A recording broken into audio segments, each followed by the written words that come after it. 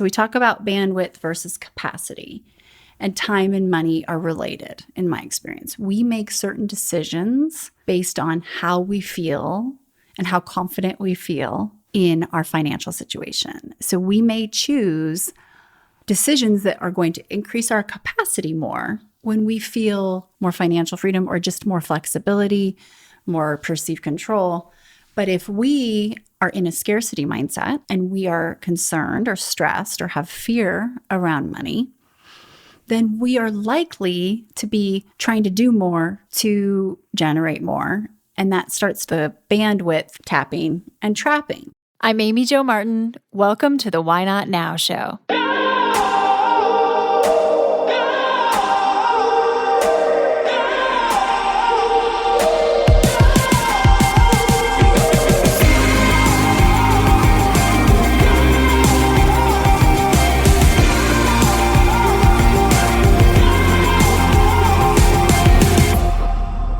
You know that thing you've been thinking about doing? Yeah, that one. Why not now? Have you ever actually taken the time to ask yourself, what's stopping me? Let's talk it through. This is your chance to give that idea the attention it deserves and take action.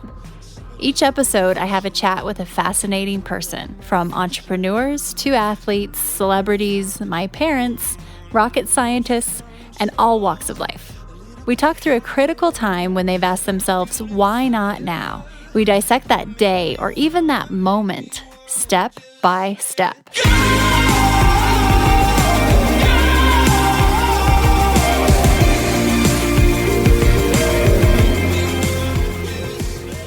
Okay, so hello. Welcome to the third part of the three-part series of this podcast episode series, all about reinventing your relationship with time. And I'm adding money into this one, this final episode, because there is a direct correlation with our relationship with time and money in my experience. So we'll talk about this. And I'm not suggesting this is an episode where you're going to learn really specific investment tactics, or we're going to talk about investing or that type of thing. We have other podcasts for that. Absolutely. That's a huge part of what we talk about. And yes, there are tactics in this episode that you may find are super helpful for saving money or being able to increase your earning potential. But that's not necessarily what this is about in terms of, investment advice or anything like that. So let me just kind of level set there. As we look back at the last two episodes of this series, the concept of bandwidth versus capacity, bandwidth being finite, 24 hours in a day, capacity is infinite, what we're uniquely qualified to do. It's very important to make sure that we have that concept nailed and understood as we venture into looking at the correlation between time and money. So that relationship is direct. There's a direct impact. When we revisit and reinvent our relationship with time, it already impacts our earning potential, and it hopefully will impact our relationship with money. But here are some specific things that you can think about when you're looking at that bandwidth versus capacity. So if you've watched or listened to the last two podcast episodes, what we know is that our earning potential is when we are increasing our capacity. It's up here. It's not when we're trying to do too much, especially the things that we're not uniquely qualified to do, right, at bandwidth. So the more we can increase our capacity and expand it and manage and optimize our bandwidth, the better, right? Sometimes that means spending money to create more time. So there are ways to manipulate your bandwidth, of course, by spending against certain things that you are doing that you don't necessarily want to do, need to do, are qualified to do, or it makes sense to do because you could be earning more if you were spending your time and energy up here. So really kind of think about that. Sometimes it makes more sense to spend money to create more time versus use a lot more time to work in order to create more money. So they can kind of be manipulated and looked at differently in that way. So we talk about, I'm sure you've heard before, we want to diversify our portfolio. We want multiple streams of income if we can, of revenue lines, of ways to generate money and have our money working for us. So diversification is great when it comes to investing and when we look at the financial side of things. However, diversification when it comes to our time isn't necessarily the same, right? The more things that we have going on, likely the less focus, which means we're focused on increasing our bandwidth or tapping, using more bandwidth, versus capacity. So focus is kind of an inverse of what you usually look at as some of the principles for like investing your money. We want to invest our time in very specific areas and make sure we're not tapping ourselves and trapping ourselves and trapping our earning potential because we're so tapped at bandwidth. Okay, so just kind of think of that as just because it's true in an investment portfolio doesn't mean that's how we would treat our time. Okay, so I mentioned our earning potential is up here. In my experience, the higher I fly, the more I earn. But I need to optimize and manage my bandwidth in order to fly higher. So one of the things you can do immediately is gain confidence. And what I mean about that is confidence around money, confidence around your perceived control of your own money, how it's being spent, how it's being earned, and what influence you have over it. And so that's, again, making friends with reality, with the data, and having a budget. This is not a new, crazy concept that I'm inventing here, of course, and hopefully you already have one. But what I know from personal experience and listening to a lot of friends and individuals who you start your career, you get going, you start making money, and the more you start generating, the more kind of relaxed you feel about keeping a really close eye on it. So maybe you're looking during tax period and you're making some adjustments there, but are you really checking in? Do you really know where you're spending, where things are going, where things could be optimized? Maybe not. So regardless if you're living, in a really thin, like lean margin, paycheck to paycheck, or you've got more money than you need, either way, you still have the ability to save and invest more and potentially even decrease your amount of stress based on those two factors and live differently and at higher capacity based on your perceived control too. So there's always room for improvement, regardless of what is in your bank account, right? So when I think of earning potential, what we're uniquely qualified to do, hopefully, is where you're able to make the most money. And a lot of factors are involved. And I don't want to have just a blanket universal saying when it comes to that. But in my experience, if you're finding that value prop that there's a scarce amount, right? And you are really good at it and you have your market, you have people who are willing to spend against that, that's your earning potential and that's where you want to be versus doing the things that potentially everybody else can be doing and trading time for dollars. So what I look at is we talked about our time budget in the very first episode and into the second. We want to allocate our time where our earning potential is, ideally. So when I talked about that deep work, those things I'm uniquely qualified to do, there's a big allocation of that in my time budget. And you know what? There's a direct correlation, of course, hopefully, to my income and to my financial personal budget and even business budgets. So when I look at where time's being spent, I'm not just looking at the dollars and where money's being spent. I'm not just looking at the dollars. I'm also looking at my time, right? So let's take, for example, my nails. I calculated and really got surgical about how much time it takes for me to get my nails done. Every 2.5 weeks, about is what it is. The amount of drive time to get there, the amount of time it takes to do it. And yeah, I can be doing some other things, but I mean, these are your hands, so you have to get kind of creative if you're going to be on your computer or your phone, which Believe me, I do. But let's just say you're not doing that too. Or it's not maybe the highest use of your time to try and, text with one hand or listen or type or look at a report on your phone. So the amount of time to drive there, get my nails done, and drive home. Oh, it's a lot. I mean, every 2.5 weeks.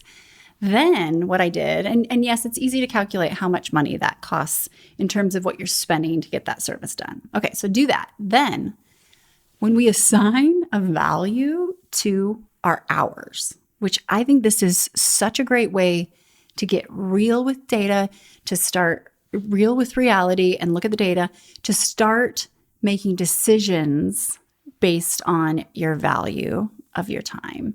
It becomes quicker to decide where I'm going to allocate and where I'm not when I think of it in terms of like an hourly rate, right? So sometimes I'll use, I've got my keynote fee, or I have potentially, like you can take your earnings, your net income for the whole year and divide it by, let's say 40 hours in a week if you want. Whatever you do to calculate your hourly value, it doesn't mean that you build that every hour last year necessarily, but you can arrive at a number. Then you start kind of realizing, so if I choose this instead of this, I'm giving up this amount of time. And if this is a frequent thing that's ongoing, a standing date at the nail salon, then I'm actually potentially sacrificing X amount of money. And maybe that's okay. And that's great. And you know what? Totally cool. However, that for me was a big eye opener because it was a big number. And it's like, it makes me think twice. So what do? I go out and I start researching every single type of other ways to get my nails done, meaning like all the new, over the counter things, all of the, the best. There are millions of them out there. And I start kind of almost like taste testing. And so that's an episode for another day. But we're talking well into 5 figures are being saved just by making that adjustment. And that makes me happy because it makes me realize, okay, I've got that extra time that I can allocate elsewhere. And maybe it's to read a book and maybe it's to focus on deep work things or whatever. And I've also got extra money. So I could invest that in XYZ. And so now we're looking at what was a depreciating asset, my nails, that depreciate every 2.5 weeks, to still get my nails done because I'm just getting resourceful, but I'm actually able to invest now. That's an appreciating. That's something that can have, compounded interest if I invest it. Or maybe I want to invest in someone's company, or just maybe it's just in savings. It could be, it could be purchasing something else too. It doesn't have to be an investment, but we have optionality now and opportunities, and that's exciting to me. Okay. Now, when I look at and I think about budget, and this is from my personal experience over this last year, Richard and I have literally every line item and everything spent personally mapped out every single month. And we look at it and we look at the change over time. And what it does for me in terms of, it gives me a sense of confidence and perceived control that allows me to make decisions a little differently. So we talk about bandwidth versus capacity, and time and money are related in my experience. We make certain decisions based on how we feel and how confident we feel in our financial situation. So we may choose decisions that are going to increase our capacity more when we feel more financial freedom or just more flexibility, more perceived control. But if we are in a scarcity mindset and we are concerned or stressed or have fear around money, then we are likely to be trying to do more to generate more. And that starts to look at the bandwidth tapping and trapping. And so this is also tightly correlated. And it kind of comes down to, and I'm going to get back to the budget in a minute, because I hadn't necessarily done that consistently over time. Just kind of started earning more money and then didn't really look at things as closely as maybe I would have liked, and or ways to leverage things as much. And yes, I have an amazing financial advisor. And when it comes to kind of your traditional investments, those things are being blocked and tackled. But when it comes to my spending and just ability to save and invest more or allocate differently or leverage things differently, the light bulb started coming on. Like, it's amazing what you can find. So I'm going to pause. I'm going to bookmark that for a second. Back to our relationship with money. So we all have money stories. And I probably should have started this episode with that topic. And if you've ever heard me give a keynote, I'm often referring to my money story and how it's changed over time, over the last decade. And, I used to have this calculus, and a lot of times the calculus systemically comes from how we were brought up, or maybe what we saw or what we believe to be true. That can all change. You can rewrite that money story, but you have to be willing to look at what's inside, where that came from, but also your current data, and make friends with reality. And I think a lot of times, especially with money, we just kind of want to put our head in the sand and just try and earn more and maybe spend less and just kind of give it, almost flirt with the idea, versus diving in and getting super intimate with the facts, with the data, with the reality. And that's when it gets super fun in my experience, because the red pen comes out and it's so fun to save money. And if we start thinking of time as money, money is time, but it's not just one-to-one, it's you save time and you're up here in capacity and you're applying more time in that capacity. It's exponential impact to money, right? So back to the money story, my calculus was sacrifice equals success and success equals money. And I just thought the more we sacrificed, the more success we would have. And I'm sure some of this was from my upbringing. My family, my father specifically, worked extremely hard. He sacrificed a ton and did very well, but we started with very humble beginnings, and they saved and they made their stock payments, and I watched him sacrifice, and I watched them, what happened from that. And in my mind, sacrifice equals success, success equals money.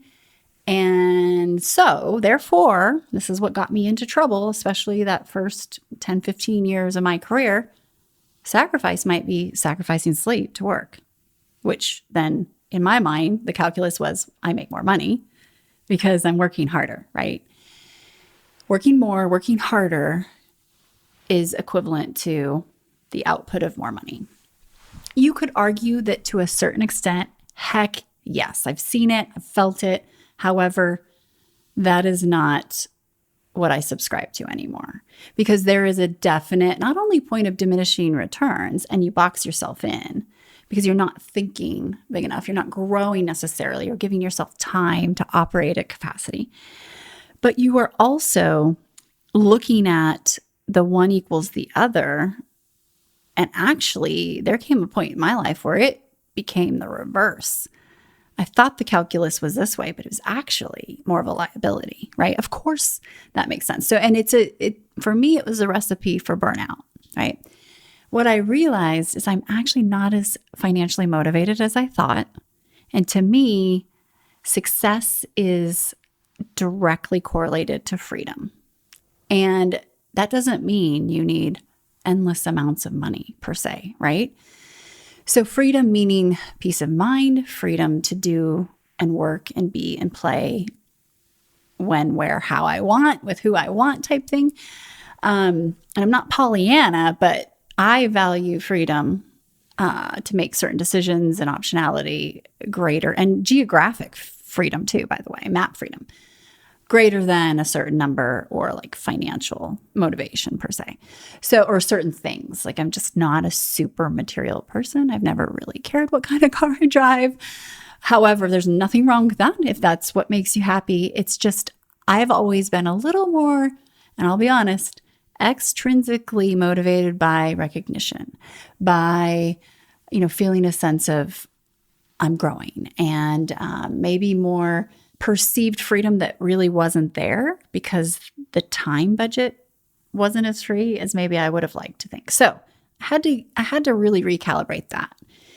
Now, what I started to do is realize, okay, if I'm more at capacity and doing what I'm uniquely qualified to do, there's a scarcity up there that I have a solution for, that people are willing to pay a premium for. So that means I could be spending 1 hour here and make X, or I could be spending potentially 5, 6, 7 hours here and make the same amount. So we have to really look at, what do we know what capacity looks like for ourselves? Because that's earning potential, right? That's, I always talk about where purpose, passion, and skill collide, bliss resides. That's what you're uniquely qualified to do. We want to be in that intersection. That's the Venn diagram. That's where income resides, and impact, and joy, and health usually, and all the good things. But if we are just focused on, skills, and we're not looking at purpose or passion, that's usually not going to be sustainable. We need all three in order to sustain droughts where maybe our passion isn't as high, or we're not feeling as much purpose, but we've got the other two. So we want to look at this as like a true, these are contributing factors to that sweet spot. So when I really started to notice this was, so if I'm able to earn more up here, I'm also able then to save and invest more. And it becomes this kind of snowball effect of, it might have taken a lot of bravery to open up that capacity. And we had to manufacture that bravery, which in my opinion, that's the why not now way. That's the renegade mentality. And there are 5 renegade rules, which I can recap at the end of this episode in terms of how to unlock more bravery, more potential in our genetic code and fly higher. But if we're playing it safe and we're in constant struggle and we're tapped at that bandwidth because we're trying to do it all to save money from not having anyone else do something, or do too much because we think doing more generates more money, then that's not a good mathematical problem. Like, that's not good math. It didn't calculate for me, at least, right? And there's actually a financial liability to that. So sometimes resourcefulness is just as powerful, if not more powerful, than resources. And so when we look at, our influence, and I'm not using that in terms of our, Instagram influencers, what I'm looking at as, the more we're at capacity, the more doors open for more influence, more impact, more ability to access, I'll call it power. So these are board seats, these are stages, these are cap tables, these are investment opportunities. That's the game changer, is our influence being allocated in places that will help it grow and actually make a bigger impact, not only for ourselves, but for others. That was a big aha for me. And that's leverage. That's leverage. Can we pool our influence together in a place where it's being used as leverage for other opportunities or for our capacity to shine more, versus we're so distracted and so fragmented at bandwidth that there's no influence. You're not influencing anything other than your own stress levels. That takes space. So that may mean making some tough decisions. Decisions like, okay, I have this income coming in and it's using this much bandwidth. But if I removed that and I actually was super brave and knew, okay, calculate, I could let go of that for a while if I actually turn this on and use that time up here, it would have an exponential more return. So my earning potential is that much higher if I make that shift, that it's worth that decision. And usually there are ways to test this, right? Can we pause this line item on, the P&L or this revenue stream, so on and so forth, and focus more on this and see what happens over time?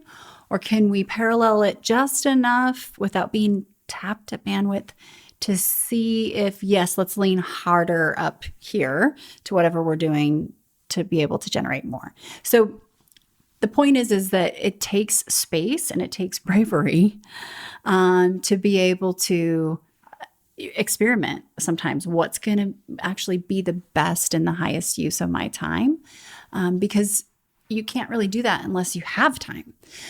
So there is there's a give and take here. And the more perceived just influence and control you have over your current financial situation gives you more space and more just, again, bravery versus fear, that you have the margin to be able to experiment and fly higher, per se. So the other thing I just want to talk about is, there might be ways to leverage to save a lot more money than you realize too. And this is getting into the weeds, right? We want to get our hands dirty, understand all those subscriptions, let's say, that we've been paying for. Maybe they're apps, or maybe they're things that we haven't really been using, but it's just draining every month, little by little, that adds up over time. Those types of things, we want to identify them, right? We want to bucket those. But also, one thing that I know has been really valuable and has paid dividends over the last 7, 8, maybe 9 years is points. Using points and leveraging points for things that, even sometimes big expenditures that can be paid for in a certain way in order to gain and accrue points, travel points specifically. So flights and hotels are something that it's been fascinating to see how much this has paid off over time. So if you are the type of person who doesn't have a tendency to overspend with credit cards, I am of the wiring that you pay them off every month, right? And that is important, because just like we talked about, like time and energy drains and tabs that are open and they kind of leak and they're being used, even though you're not focused on, whether it's tabs on your computer or things you're ruminating on in your mind, that's just draining energy, even if you're not intentionally having that happen.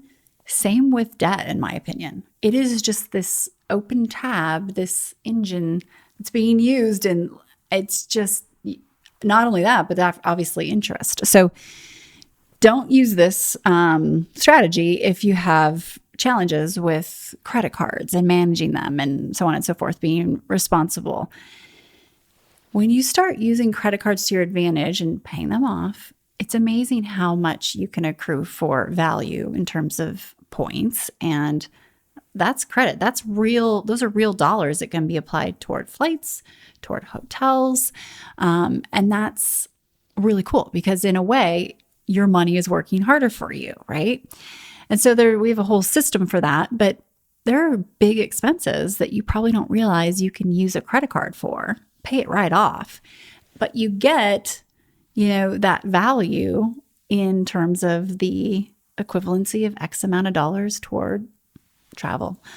That has been fun to watch, because all of a sudden you realize, okay, I can take a vacation now and not necessarily be spending what I would have had to allocate before. But if this money's going out the door, let's have it work harder for me than just the one-to-one, right? It's like I always try to get around or help people think through a different way to operate, a different economic model beyond trading time for dollars.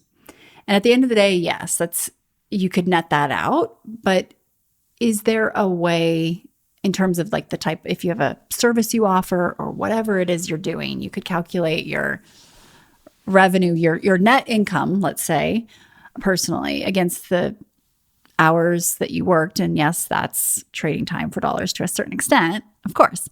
But when you're in a situation where you're literally charging X amount per hour and that's your economic model, there's usually a smarter way to look at that, whether that means productizing your value, your intellectual property, your IP, or finding a way to scale that, or even potentially, we hear about mailbox money, invest differently to where at least you're finding a way to have that money work harder for you, or you're able to generate at an exponential return in terms of the allocation of time to dollars, right? You're able to shift that multiple and increase that multiple up. But it's kind of a conversation for another day. And I know we've talked a lot about that on this podcast before, about productizing IP and finding different ways to generate money or look at your economic model differently and shift it in a way that will allow you to earn more and to fly higher. And that's still based on the same expertise that maybe you were using before. It's distributed in a different way, maybe to more people or at a higher premium, so on and so forth. Okay. So we really want to just kind of look at those leverage points. We want to look at where our time is being spent and how it's impacting our earning potential and or our current net income, because net matters, right? Not just our gross income, but truly what are those expenses? Can we change those? So there's a lot of ways to manipulate bandwidth if you feel like you're at bandwidth. So let me review the 5 renegade rules, because these apply to this entire series. And if you are new to the podcast, then what I can share with you is that over the last more than 300 episodes and years of podcasting and inviting incredible minds onto the show, these guests are so diverse in terms of their intellectual capital and experience and just the way that their brains work, but also the industries and where they come from and all the things, extremely diverse. But as I've listened over the course of the years, and we're talking, you add this data to, more than 300 plus hours of interviewing, but also to my career in working with a lot of these individuals hands-on, front row seat. What I've realized is there are 5 things that most individuals do who are operating at capacity and continue to elevate and fly higher, and how they get from idea to action, and that bridge, that closing of the delta between idea and action, dreaming to doing. There are 5 similarities, things that I constantly hear when I ask, hey, tell me about a time when you had to ask yourself, why not now? And you went from idea to action. So over the course of all this data, as I distill it down and start to look at the trends, these are the things that I've learned. And this really makes up that renegade mentality. Now, every guest didn't necessarily say verbatim, I do XYZ, but they basically were describing a similar approach or philosophy. And what I'm interested in is that living and flying higher at capacity, because that's where joy and income and impact and health and a lot of things reside, and being in alignment, right? So those 5 things, what are the 5 renegade rules? Number 1, renegades identify the worst case scenario. And we don't do this because we're pessimists. We actually do it because we're very strategic. And what that does is it allows us to be operating from a place of logic and pragmatic default versus fear, right? So all of a sudden we're at the wheel with a logical mind versus fear, which is in the backseat. And so how do we arrive at the worst case scenario? First, we say, okay, what if this idea doesn't work? This why not now idea. So let's take, for the relevancy to this episode and this concept, what if we're considering letting go of this that was creating a lot of bandwidth and also generating some income in order to gain this, which could be a much higher return? Well, what if that doesn't work? So we want to answer that question and then say, then what? And answer that question and say, then what? Then what? Then what? And when we go through that process, 2 things happen. 1, we realize it's going to take longer than we thought to arrive at that worst case scenario, right? Because first you just start with, what if it doesn't work? That's not necessarily the worst case scenario. Usually it's not. There will be enough time to change, to pivot, to take out some insurance, to, adjust and that isn't necessarily what enters our mind when we first think of this idea, right? That takes logic. Number two, we realize, okay, this is safe enough to try. Just get started, right? So we're putting logic in the driver's seat and we're getting very real with if this, then that, and how we can adjust. It's going to take longer than we think. Number two, the renegade rule number two is, it's my favorite one. Renegades don't give themselves an out. Okay, what does that mean? That means we put a mechanism in place to hold ourselves accountable, right? So that could be as simple as telling someone you're going to do something so they will hold you accountable. It could be sending a text to someone. It could be scheduling a meeting with someone that you know you need to have a critical conversation with in order to green light your idea, right? So we're just wanting to get momentum. We're wanting to take that first, best, brave step. And it's almost like intentionally putting ourselves against the wall. So the only way forward is by taking action across that starting line, right? So there's a line, a quote by Julius Caesar. He said, if you want to take the island, you burn your boat. So we want to burn our boat, not give ourselves an out. It could be buy the ticket, schedule the meeting. Like I said, send the text, share on social media that you're going to do something that will hold you accountable. So that's renegade rule number two. Renegade rule number three, renegades leverage adversity. What does that mean? That means we don't just make lemonade out of lemons. We actually use adversity as a springboard. Adversity is really an asset in disguise. And so adversity usually comes into our lives in the form of our finances, our health, our relationships, and our careers. If you don't really have a why not now idea, look around in those places and reverse engineer, you'll probably find one. So we look at adversity as a gift, as an asset that can be leveraged into where we want to go, right? It's really an asset. Renegade rule number four is renegades are hyper aware of our mental, physical, and emotional state. Okay, what does that mean, right? So again, we are becoming friends with reality, with the data. And all of this is physiological. If you think about, our physical reaction to hearing an idea, to being at bandwidth, and literally our heart's racing and our nervous system is just bonkers, that's a physiological cue. That's data that we might need to make some adjustments, right? This is our internal GPS. This is our self-talk. We're listening to it. It doesn't mean it's true, but making note because it might need to be adjusted. And so this is strategic. This isn't just, woo-woo per se.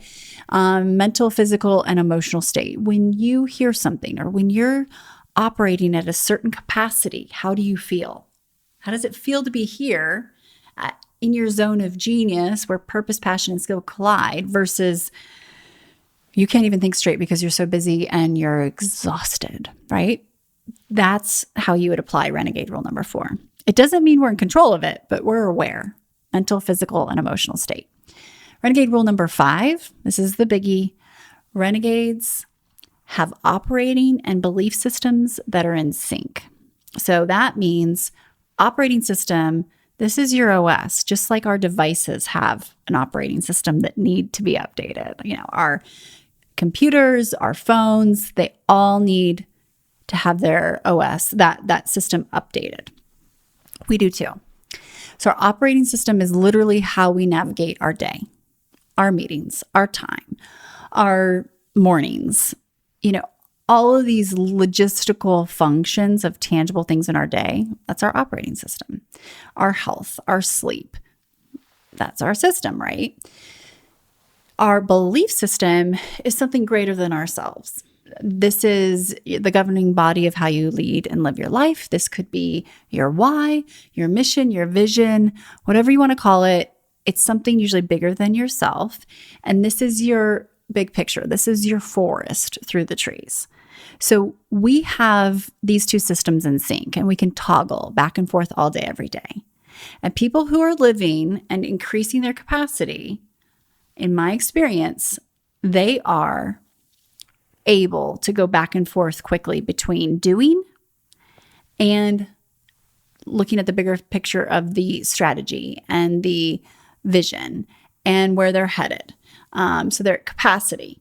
And when we talk about like rolling up our sleeves and getting things done, people who are operating capacity still have to do that, right? It's just what things, it's the specific things. So the operating system and the belief system have to be so tightly toggled back and forth that we never really lose track of where we're headed, but also we have to keep our eye on those details that matter, right? Even if you're spending time deep work writing, you have to stay on track. You have to actually do it.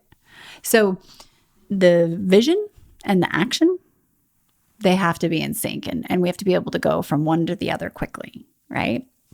So that is a recap of the 5 Renegade rules, which is the Renegade mentality, which is an operating system. It's a daily practice. It's how I've been living my life for many, many years. And it's how, very similar to some of the people that I have the most respect for who are operating at capacity and continuing to push higher.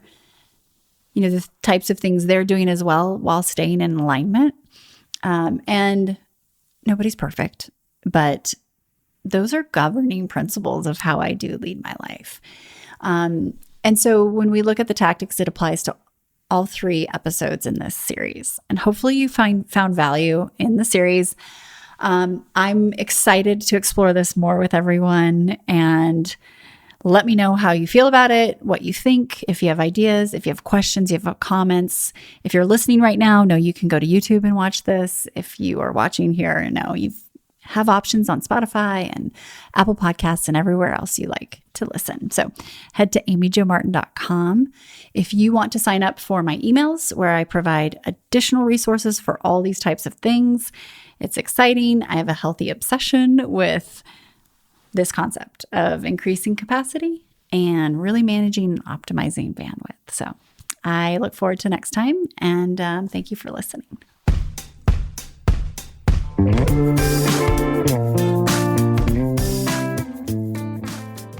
Hey everyone, thanks for listening to the show. Hit me up on social media to let me know what you think. I'm at Amy Jo Martin on Twitter, Facebook, Instagram, and LinkedIn. And I want to hear your why not now moments so I can share them on the show. Just send me a note to whynotnow@amyjomartin.com. For show notes and other offers, you can visit amyjomartin.com/whynotnow. And while you're there, don't forget to sign up for my email newsletter for exclusive content and announcements. A big thanks to Rock Salt Music for all of the tunes by the talented John Coggins. And of course, a hat tip to Richard Brewer for editing and producing the show. I'll see you next time. And until then, why not now? Hi, everyone. If you are digging this podcast, please do us a favor and subscribe, rate, and review on iTunes. It just takes a moment and it means a ton to us.